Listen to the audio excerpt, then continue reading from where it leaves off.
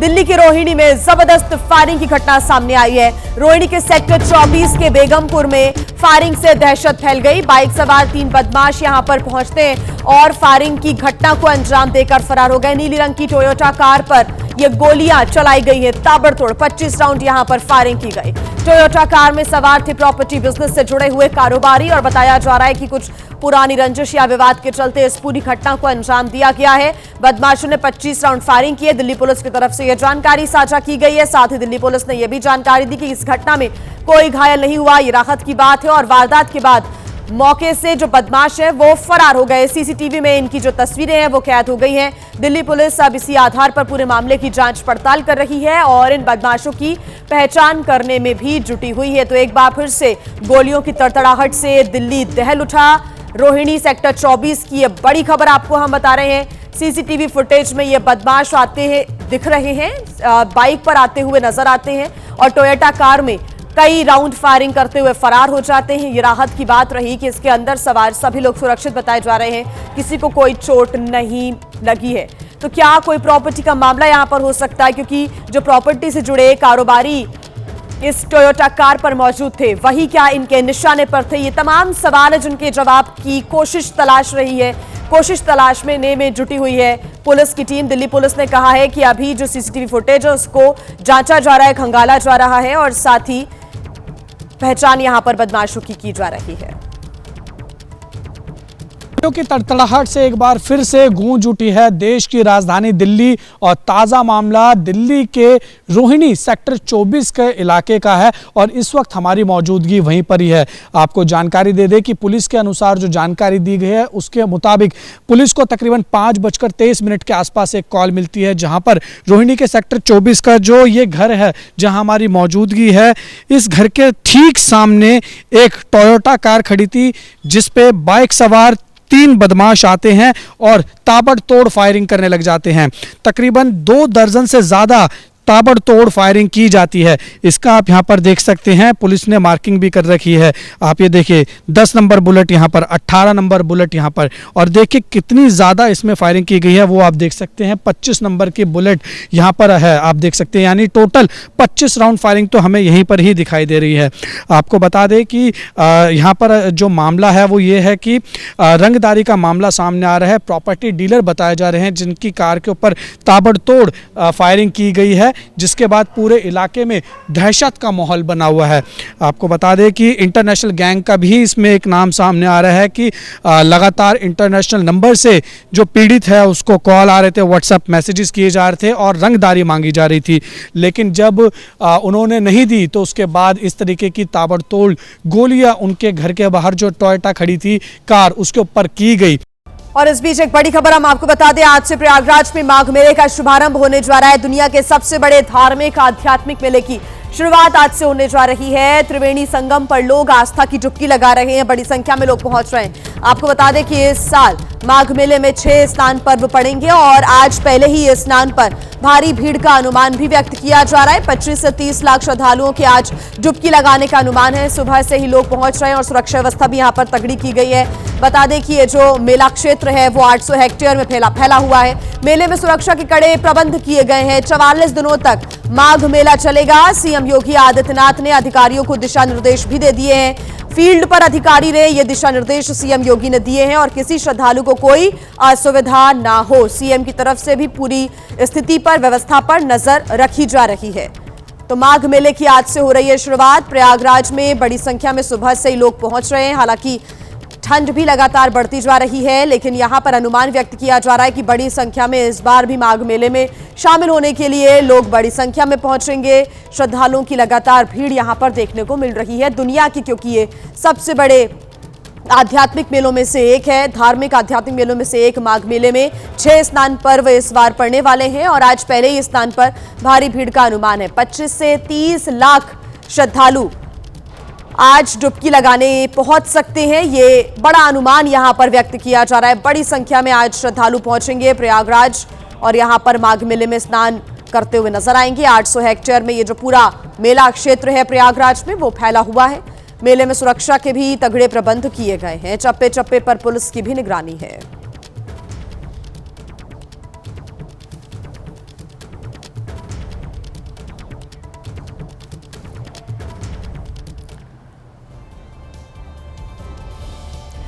तो देखिए 44 दिनों तक ये जो माघ मेला है वो चलने वाला है। मिनी कुंभ की तरह इसका भी यहाँ पर आयोजन किया गया है। तगड़े इंतजाम किए गए हैं। आपको बता दें कि 800 हेक्टेयर में ये जो पूरा मेला क्षेत्र है वो फैला हुआ है। मेला क्षेत्र को 7 जोन्स में बांटा गया है। 5000 से अधिक यहाँ पर शिविर लगाए गए। 8 किलोमीटर लंबे स्नान घाट भी तैयार किए गए हैं। महिलाओं के लिए विशेष चेंजिंग रूम्स की भी व्यवस्था यहाँ पर की गई है। बिजली के खंभों पर नंबरिंग भी की गई है ताकि कोई भी दिक्कत यहाँ पर ना आए, असुविधा ना हो सके, इसलिए खोया पाया केंद्र की भी यहाँ पर व्यवस्था की गई है। सुरक्षा के तगड़े इंतजाम किए गए हैं और 10,000 से ज्यादा पुलिस कर्मियों की तैनाती की गई है। सुरक्षा को लेकर चाक चौबंद यूपी सरकार नजर आ रही है, यूपी पुलिस नजर आ रही है। 400 से अधिक सीसीटीवी कैमरा लगाए गए हैं और 200 आर्टिफिशियल इंटेलिजेंस कैमरों से भी निगरानी यहां पर की जा रही है। एआई का भी इस्तेमाल यहां पर किया जा रहा है। घाटों पर गोताखोरों की तैनाती भी की गई है। संगम की रेती पर 44 दिन तक चलने वाले माघ मेले की शुरुआत आज पौष पूर्णिमा के पर्व से हो चुकी है और इस वक्त हमारी मौजूदगी संगम नोज पर है, जहां पर आप देख सकते हैं कि यहां पर श्रद्धालु आपको पूजा अर्चना करते हुए दिखेंगे। हालांकि संगम की रेती पर अब 44 दिनों तक माघ मेले का आगाज हो चुका है और दूर दूर से श्रद्धालु यहां पर कल्पवास करने के लिए भी पहुंच चुके हैं। लेकिन अगर हम माघ मेले की बात करें तो माघ मेले की शुरुआत यानी कि आज पौष पूर्णिमा के पर्व से हो गई है और जहां तक आपकी नजर जाएगी वहां तक आपको सिर्फ श्रद्धालु ही श्रद्धालु देखने को मिलेंगे। हालांकि सुबह के अभी 5:30 बज रहे हैं और ठंड भी प्रयागराज में बहुत ज्यादा है, लेकिन कहीं ना कहीं आस्था ठंड पर भारी नजर आ रही है। और हम श्रद्धालु से बात करने की कोशिश करेंगे। आप कहां से आए हैं? हम महाराष्ट्र वर्धा से आए हैं। ये बताइए, आज पौष पूर्णिमा का पर्व है, कैसे आप लोग स्नान करने यहाँ पर आए हैं? यहाँ का स्नान बहुत पवित्र पावन है और यहाँ पे व्यवस्था वगैरह बहुत अच्छी की गई है और यहाँ पे आके मुझे बहुत अच्छा लगा है। अच्छा लग रहा है। हाँ जी। आप कहाँ से आए हैं? उड़ीसा से। ये बताइए, कैसी व्यवस्थाएं हैं, कैसा स्नान हुआ? बहुत अच्छी व्यवस्था है, आने में कोई दिक्कत नहीं हुई है। हम अपनी कार से आए, कार पार्किंग में खड़ी करके आराम से आ गए, कोई दिक्कत नहीं है। कुल मिलाकर व्यवस्थाएं अच्छी हैं। बहुत अच्छी व्यवस्था योगी जी की, बहुत अच्छी व्यवस्था बहुत है। अच्छी। क्या कहेंगे, आज पौष पूर्णिमा का पहला पर्व है, किस तरह से आप लोगों ने पूजा अर्चना किया है? जी, बहुत बढ़िया व्यवस्था है। सारी पूजा अर्चना करके हमने गंगा स्नान किए हैं। अभी यहाँ से बड़े हनुमान जी के दर्शन के लिए जाएंगे हम लोग यहाँ से। अब आप लोग को आने में कोई असुविधा तो नहीं हुई? नहीं, कोई सुविधा नहीं हुई, थोड़ा सा चलना पड़ा है, बाकी कोई दिक्कत नहीं रही है। बढ़िया आराम से आ गए हैं। तो निश्चित तौर पर आप देख सकते हैं जो श्रद्धालु यहाँ पर पहुँच रहे हैं उन्हें आने में कोई दिक्कतों का सामना नहीं करना पड़ रहा है। हालांकि अगर हम श्रद्धालुओं के सुरक्षा की बात करें तो आप देख सकते हैं कि ठीक सामने एनडीआरएफ के जवानों को तैनात किया गया है और ठीक सामने आप देख सकते हैं जल पुलिस के जवानों को भी तैनात किया गया है और श्रद्धालुओं के लिए यहाँ पर डीप वाटर बैरिकेटिंग लगा दी गई है, जिसमें ये साफ इंस्ट्रक्शन दिए गए हैं कि इस डीप वाटर बैरिकेटिंग को बिल्कुल भी पार ना करें, क्योंकि इसके आगे जो पानी है वो बहुत गहरा है। और आप देख सकते हैं कि यहाँ बोरियों से अस्थायी घाट बनाया गया है,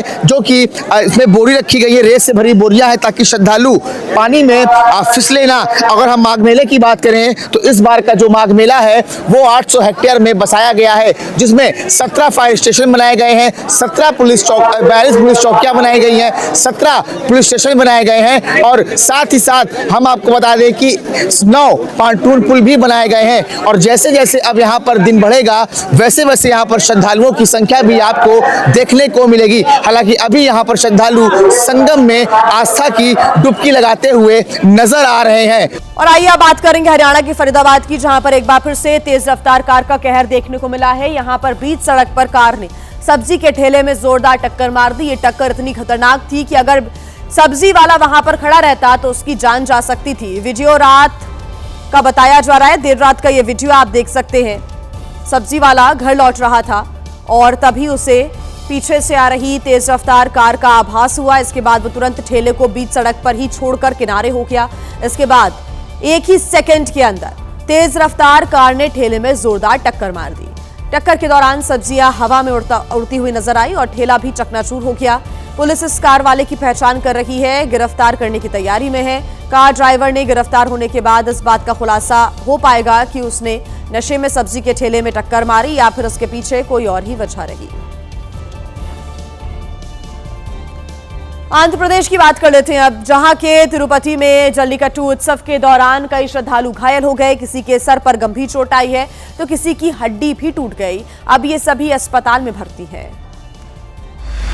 श्रद्धालु की हालत ऐसी हो गई है कि ये सही से भी नहीं चल पा रहा है। इसके चेहरे पर ऐसी चोट लगी है कि अस्पताल में मरहम पट्टी की जा रही है। इन भाई साहब का एक हाथ टूट चुका है, जिसे ये दूसरे हाथ से संभाल कर अस्पताल जा रहे हैं। और ये सब कुछ हुआ है आस्था के नाम पर। वैसे तो जल्लीकट्टू तमिलनाडु में खेला जाता है, लेकिन तिरुपति से जुड़े चंद्रगिरी मंडल और आसपास के इलाकों में ये खेल कई पीढ़ियों से चला आ रहा है। तेज रफ्तार में दौड़ते हुए सांड को पकड़ने के चक्कर में लोग गंभीर रूप से चोटिल तक हो जाते हैं, लेकिन आस्था के नाम पर इन्हें हर चीज कबूल होती है। सुप्रीम कोर्ट ने 2014 में जल्लीकट्टू पर प्रतिबंध लगाया था, लेकिन 2023 में इस खेल को फिर से अनुमति दे दी गई। और एक बड़ी खबर आपको बता दें, यूपी पुलिस का ऑपरेशन लंगड़ा लगातार जारी है। ग्रेटर नोएडा में एनकाउंटर हुआ है, बदमाश को गिरफ्तार कर लिया गया। राह चलते लोगों को लूट का शिकार बनाता था ये बदमाश। लोगों की आंखों में मिर्ची पाउडर डालकर वारदात को अंजाम दिया करता था। बदमाश पर आधा दर्जन मुकदमे दर्ज हैं। इकोटेक 3 थाने की पुलिस ने एनकाउंटर को अंजाम दिया और बदमाश को गिरफ्तार कर लिया है। तो उत्तर प्रदेश पुलिस की तरफ से ऑपरेशन लंगड़ा लगातार जारी है। ग्रेटर नोएडा में एनकाउंटर कर एक बदमाश को गिरफ्तार कर लिया गया। बताया जा रहा है कि राह चलते लोगों को यह लूट का शिकार बनाता था। एक बदमाश के बीच मुठभेड़ हुई है। शाम में पुलिस द्वारा चेकिंग की जा रही थी। एक संदिग्ध व्यक्ति मोटरसाइकिल से आते हुए दिखा, जिसे रुकने के लिए पुलिस ने इशारा किया, पर व्यक्ति रुकने के बजाय अपना मोटरसाइकिल तेज करके भागने लगा। पीछा करने पर कुछ दूर जा करके वो बाइक से गिर गया और उसने पीछे पुलिस को आता देख पुलिस के ऊपर फायर कर दिया। आत्मरक्षार्थ पुलिस ने भी फायर किया, जिससे बदमाश के पैर में गोली लगी है। यह बदमाश रास्ते में आते जाते लोगों के आंख में मिर्च डाल करके उनसे लूट और चोरी की घटना करता है। बड़ी खबर आपको बता दें, संभल में कब्रिस्तान की जमीन पर बड़ी कार्रवाई की गई है। जामा मस्जिद से सटे कब्रिस्तान की जमीन पर यह एक्शन लिया गया है। कब्रिस्तान की 8 बीघा जमीन पर कब्जे का आरोप था और इसी वजह से यह बड़ा एक्शन लिया गया है। तहसील प्रशासन ने 48 लोगों को नोटिस भी भेजा। नोटिस में 15 दिन के भीतर जवाब देने को अब कहा गया है। बड़ी खबर आपको बता दें हरियाणा से, जहां के सिरसा में जेल वार्डन ने आत्महत्या कर ली। सुसाइड नोट में अधिकारियों पर लगाए हैं कई आरोप। वार्डन ने सुसाइड नोट में लिखा डीएसपी का नाम, ड्यूटी टाइमिंग को लेकर परेशान करने का यह आरोप लगाते हुए वार्डन ने सुसाइड कर लिया। डीएसपी समेत 2 अधिकारियों पर मामला दर्ज कर लिया गया है। दरअसल हार्ट की बीमारी से जेल वार्डन पीड़ित था और कई बार विनती के बाद भी नाइट शिफ्ट बदली नहीं गई। अधिकारियों के टॉर्चर से तंग आकर वार्डन ने आत्महत्या कर ली और जो सुसाइड नोट लिखा है उसमें डीएसपी के नाम को भी मेंशन किया गया है। जिक्र किया गया है कि ड्यूटी टाइमिंग को लेकर लगातार परेशान किया गया। हार्ट की बीमारी से पीड़ित था जेल वार्डन और कई बार रिक्वेस्ट की गई कि जो शिफ्ट है वो बदली जाए, लेकिन अधिकारियों के टॉर्चर से तंग आकर वार्डन ने आखिरकार आत्महत्या कर ली। और आइए अब खबरों में आगे बढ़ते हुए बात करेंगे इंदौर की। साफ शहर, स्वच्छ शहर इंदौर में दूषित पानी पीने से अब तक 15 जिंदगियां खत्म हो गई। सवाल यह है कि आखिर इंदौर में ऐसे हालात बने ही क्यों। इस बीच एबीपी न्यूज को एक्सक्लूसिव जानकारी हाथ लगी है और इसके मुताबिक इस मामले में अधिकारियों की एक बड़ी लापरवाही सामने आई है। जानकारी के अनुसार जिस पाइपलाइन में ड्रेनेज का पानी मिला था उसे महीनों पहले ही बदला जाना था। 8 अगस्त को भागीरथपुरा इलाके की नर्मदा पाइपलाइन बदलने का जो टेंडर है वो भी जारी हो गया था। टेंडर भरने की जो आखिरी तारीख 15 सितंबर तक की थी, जबकि 2 दिन बाद 17 सितंबर को टेंडर खोला जाना था। लेकिन 17 सितंबर की जगह करीब 100 दिन बाद 29 दिसंबर को टेंडर खोला गया। आरोप यह है कि निगम आयुक्त दिलीप कुमार यादव और अपर आयुक्त रोहित सिसोनिया ने टेंडर नहीं खोला और यही वजह रही कि 15 जिंदगियां खत्म हो गई। तो यानी कि इससे साफ हो गया ये कि अगर 17 सितंबर को ही टेंडर खोल दिया जाता तो अब तक पाइपलाइन का काम शायद पूरा हो जाता और लोगों को अपनी जान नहीं गंवानी पड़ती। लेकिन नगर निगम के अधिकारी और सरकार सोती रही। इस बात का खुलासा खुद उस इलाके के बीजेपी पार्षद कमल भागेला ने किया। एबीपी न्यूज से बातचीत में उन्होंने दावा किया कि उनकी शिकायतों पर अधिकारियों ने ध्यान नहीं दिया। उसी समय हमने निगम में भी कहा है, लिखित में भी है कि इस पूरे क्षेत्र का जो सिस्टम है कोलैप्स है ना, पूरा तहस नहस है। पार्षद कमल वाघेला ने सीएम मोहन यादव को एक चिट्ठी लिखकर लोगों की मौत के लिए अफसरों को जिम्मेदार ठहराया। कलेक्टर महोदय से कहा है और कमिश्नर साहब से कहा है, माननीय मंत्री जी ने भी सही संज्ञान में डाला है कि जो पानी उस दिन आया था और जो स्मेल आई थी उसको ढूंढना चाहिए। और 8 दिन हो गए यहाँ किसी प्रकार का लीकेज, सीपेज या कहीं नर्मदा डोलती हुई या कोई नाला नहीं मिला। स्थानीय पार्षद कमल वाघेला भले ही आज घड़ियाली आंसू बहा रहे हैं, लेकिन इस घटना के लिए वो भी सवालों के घेरे में हैं, क्योंकि कई महीने से उनके इलाके के लोग गंदे पानी से परेशान थे, लेकिन उन्होंने कुछ नहीं किया। तो देखिए, अपनी स्वच्छता के लिए पूरे देश में नंबर 1 रहने वाला ये शहर आज सवालों के घेरे में आ गया है। इंदौर के भागीरथपुरा इलाके में नर्मदा पाइपलाइन से सप्लाई किए गए पानी में अत्यधिक प्रदूषण पाया गया। जांच रिपोर्ट्स के अनुसार भागीरथपुरा इलाके में नर्मदा लाइन से जो पानी सप्लाई हो रहा था उसमें घातक बैक्टीरियाज थे और अब तक 80 सैंपल्स की जांच कराई गई, जिनमें से कुछ की रिपोर्ट भी आ गई है। और सूत्रों की माने तो पानी के नमूनों में फीकल कॉलीफॉर्म, ई कॉली और क्लेब्सिला बैक्टीरिया के उच्च स्तर भी पाए गए हैं, जिनके संपर्क में आने से उल्टी, दस्त जैसी समस्याएं हो सकती हैं।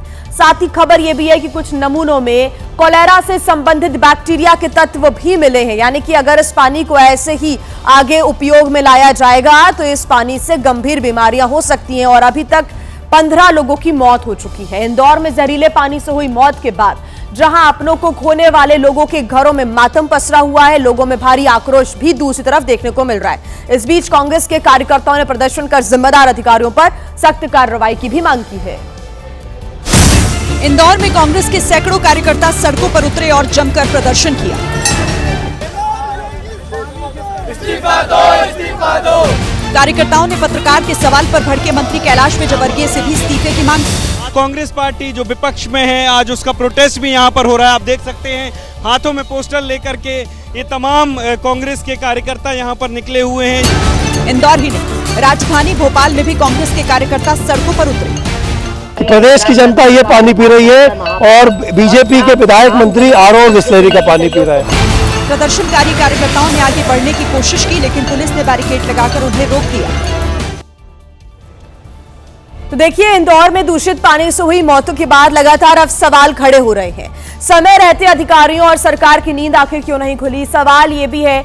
और साथ ही साथ सवाल तो मौत का आंकड़ा छिपाए जाने को लेकर भी खड़े हो रहे हैं। जहां इस घटना के बाद लोगों में खौफ है, गुस्सा है, क्योंकि अभी भी कई लोग अस्पताल में जिंदगी और मौत से जूझ रहे हैं। वहीं इस बीच प्रदेश के सीएम मोहन यादव की एक तस्वीर ने सबका ध्यान खींचा। इंदौर जहां लोगों की मौत हुई, वहां से करीब 50 किलोमीटर दूर उज्जैन में मुख्यमंत्री एक कार्यक्रम में पहुंचे थे। कार्यक्रम के दौरान मुख्यमंत्री जी लगातार हंसते, ताली बजाते नजर आए। मैं निवेदन करता हूं कि माननीय महोदय हमारी मांगों पर ध्यान करेंगे, हमारे यहाँ की मुख्य आवश्यकताओं की घोषणा करेंगे।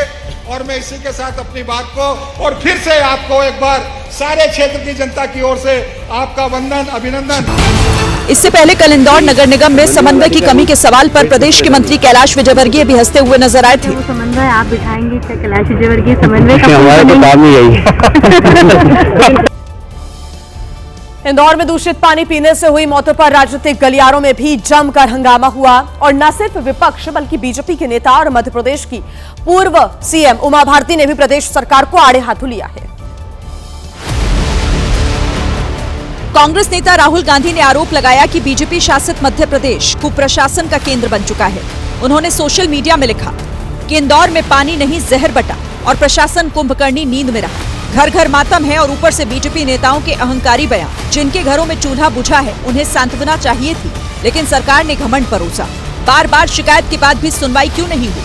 ये फोकट सवाल नहीं, ये जवाबदेही की मांग है। कांग्रेस अध्यक्ष मल्लिकार्जुन खड़गे ने भी इस मामले में प्रधानमंत्री की चुप्पी पर सवाल उठाया। विपक्षी नहीं, अब बीजेपी को अपने नेताओं के सवालों का भी सामना करना पड़ रहा है। उमा भारती ने सोशल मीडिया पर लिखा कि जहर मिला पानी जिंदगियों को निगल गया। घटना शर्मिंदा और कलंकित करने वाली है। जिंदगी की कीमत 2 लाख रुपए नहीं होती। परिवारों से माफी, दोषियों को सजा देनी होगी। इंदौर दूषित पानी के मामले में ये कौन कह रहा है कि हमारी चली नहीं? आप पद पर बैठे हुए बिस्लरी का पानी क्यों पीते रहे? और बड़ी खबर आपको बता दें, गृह मंत्री अमित शाह अंडमान निकोबार के दौरे पर हैं। वीर सावरकर एयरपोर्ट पर उनका भव्य स्वागत किया गया। दरअसल 3 दिन के दौरे पर हैं अमित शाह। आज संसद की सलाहकार समिति की बैठक होनी है। बैठक की अध्यक्षता गृह मंत्री अमित शाह करेंगे और गृह मंत्रालय से जुड़े हुए जो मुद्दे हैं उन पर यहां चर्चा की जाएगी, बातचीत की जाएगी। जब एयरपोर्ट पर पहुंचे अमित शाह तो उनका भव्य स्वागत किया गया। ये तस्वीर भी आप देख रहे हैं, सोशल मीडिया पर भी इन तस्वीरों को शेयर किया गया। और आइए अब बात करेंगे उत्तर प्रदेश की, जहां के लखीमपुर खीरी में एक बुजुर्ग गुस्सा होकर मोबाइल के टावर पर ही चढ़ गए और इस बुजुर्ग को टावर पर देखकर लोगों की भीड़ वहां पर जमा हो गई। हालांकि प्रशासन ने कुछ देर बाद उन्हें नीचे उतार लिया।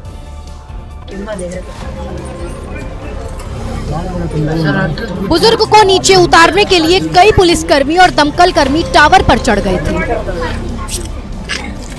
ऊपर पहुंचकर बुजुर्ग को जब समझाया गया तो वो मान गए और नीचे उतरने के लिए तैयार हो गया। बुजुर्ग को नीचे उतारने में सभी के पसीने छूट गए, क्योंकि ये बुजुर्ग अपना कंबल और बाकी सामान लेकर टावर पर चढ़ गया था। सबसे पहले बुजुर्ग को कंबल के साथ ही रस्सी से बांधा गया, सिर पर हेलमेट पहनाया गया और बेहद सावधानी से नीचे उतारा गया। जब तक ये बुजुर्ग नीचे नहीं उतर गया तब तक लोगों की सांस अटकी रही। बताया जा रहा है इस बुजुर्ग की पत्नी की मौत हो चुकी है। इसका एक बेटा है जो दूसरे शहर में रहता है और इसी से परेशान होकर बुजुर्ग मोबाइल टावर पर चढ़ गया था।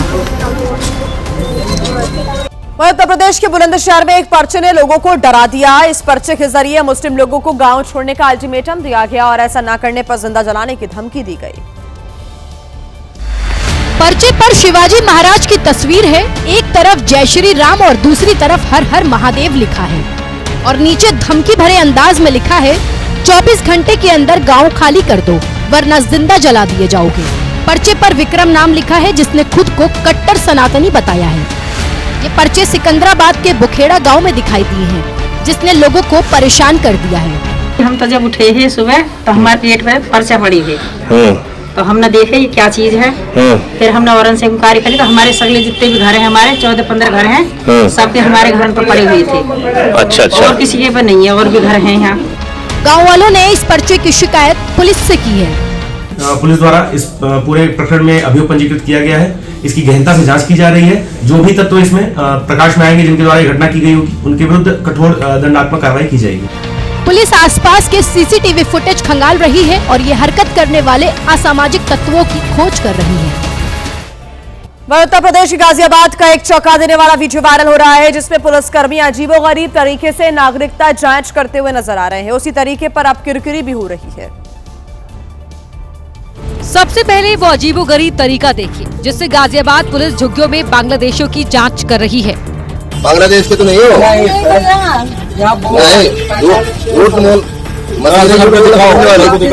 मशीन लगा उधर को दिखाओ, मशीन लगा उनकी किस्त आगे मशीन तो बांग्लादेश बता रही है। मतलब एसएचओ साहब गजब के वैज्ञानिक निकले। मशीन लगाकर बांग्लादेशी पहचान लेते हैं, तभी यहाँ तुरंत पहचान लिया। ये अलग बात है, सामने वाला खुद को बिहार का बता रहा है। बांग्लादेश के तो नहीं हो?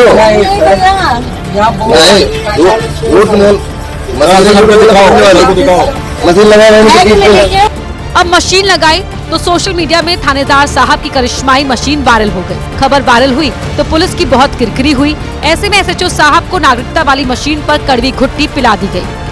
थाना प्रभारी कौशाम्बी को सख्त चेतावनी दी गई है कि ऐसी व्यवहार की भविष्य में पुनरावृत्ति न हो। हालांकि एसएचओ साहब ने सच जानने के लिए मशीन वाला फंडा अपनाया था, लेकिन उनका आविष्कार उन्हीं पर फायर हो गया।